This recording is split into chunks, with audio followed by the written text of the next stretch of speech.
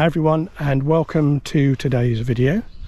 It's been a while, I know. The last time we put a video out, it was about our trip to Lanzarote, but we're now back in the UK, but in Canary Island style weather.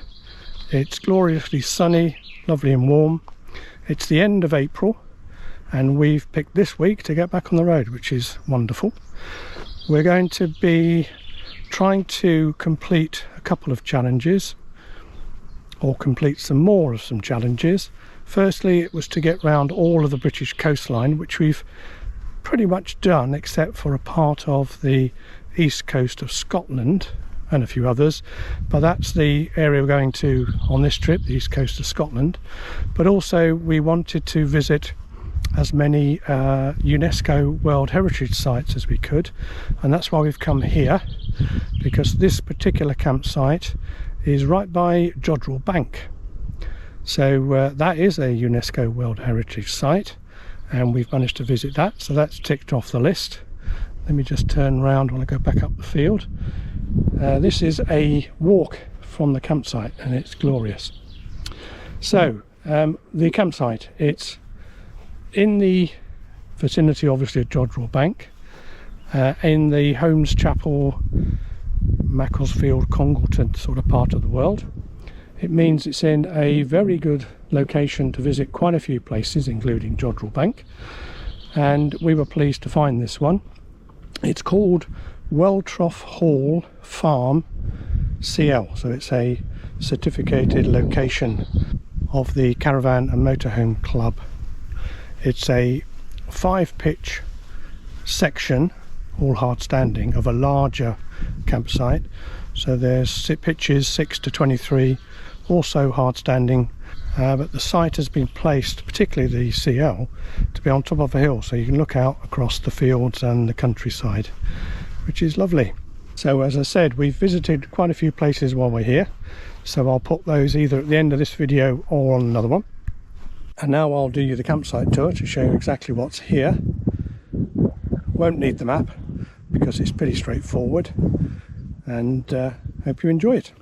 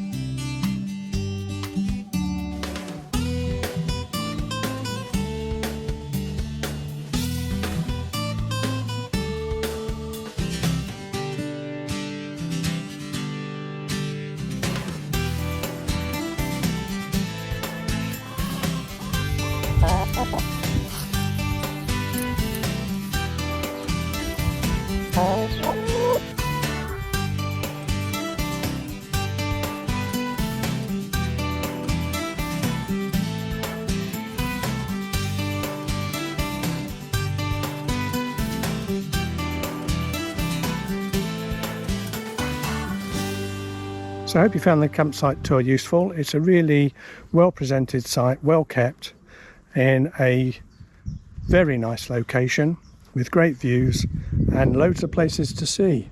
So I think you should definitely put it on your list if you're in this part of the country. So until next time, bye for now. Bye.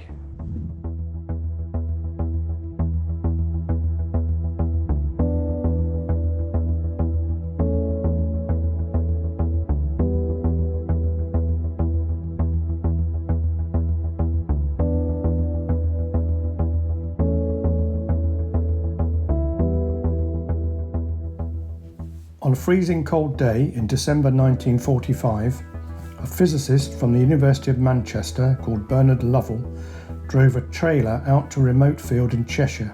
He wanted to see whether radar, which he'd learnt about during the Second World War, could be used to study cosmic rays. The field was land owned by the university's botany department, and this remote location was ideal, and Lovell set up his radar kit outside the gardener's hut. His results were good, but it wasn't cosmic rays he'd found, but meteors. This accidental discovery was the start of radio astronomy at Jodrell Bank. Over the next 5 years, a team of scientists and technicians joined Lovell at what became known as the Jodrell Bank Experimental Station. They built their own equipment, largely from Army surplus. In 1946, they built the Searchlight Aerial, mounted on top of a rotating searchlight base. In 1947, they built the Transit Telescope and used it to detect radio waves from the Andromeda Galaxy 2.5 million light years away.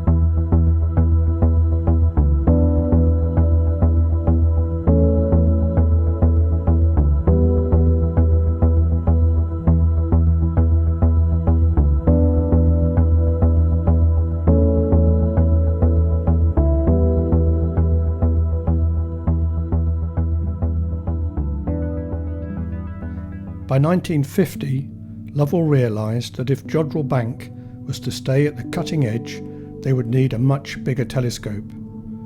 Lovell met Charles Husband, a bridge engineer from Sheffield, and together they designed a fully steerable radio telescope with a 250-foot diameter dish. This Mark I telescope is today known as the Lovell telescope. Construction began in 1952, but 5 years later the project was in deep trouble. By 1957 the telescope was hugely over budget and many had lost faith in the project. The turning point came in October 1957 when the Soviet Union launched Sputnik 1. It became apparent that the near-complete telescope at Jodrell Bank was the only instrument in the world capable of locating and tracking the carrier rocket that had launched Sputnik. And overnight the fortunes of the telescope changed, and within weeks it was fully operational.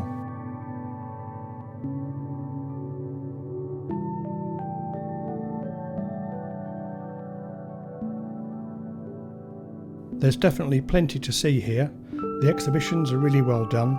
We spent a good 4 hours or so looking around, and you get a great view of the dish from the cafe.